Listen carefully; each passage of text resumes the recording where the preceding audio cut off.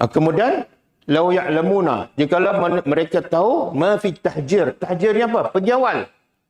Sekarang yang kedua, kalau manusia tahu kelebihan pergi awal ke masjid, lastabaqu, pasti mereka berlomba. Lomba.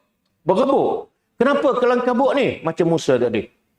Kenapa kelang kabut ni? 3 kaum. Aku nak cari redha engkau. Ada lagi nikmat yang lebih besar daripada redha Allah? Ada? Kalau manusia tahu kelebihan pergi awal, dia akan berlomba. Bukan slow and steady. Relax lah. Lambat lagi nak komat kan? Bila pula tua kan? Ha? Kalau pergi awal, apa dia dapat? Redha Allah lain selain daripada itu. Dia akan dapat jawab kelebihan jawab azan. Bila jawab azan, dia dapat syafaat Nabi. Apa lagi dia dapat? Dapat sah pertama. Sah pertama ni kelebihan besar.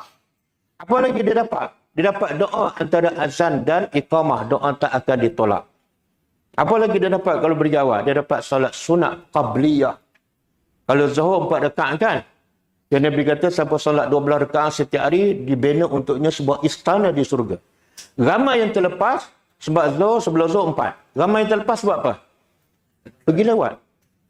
Jadi pergi awal ni terlalu banyak kelebihannya.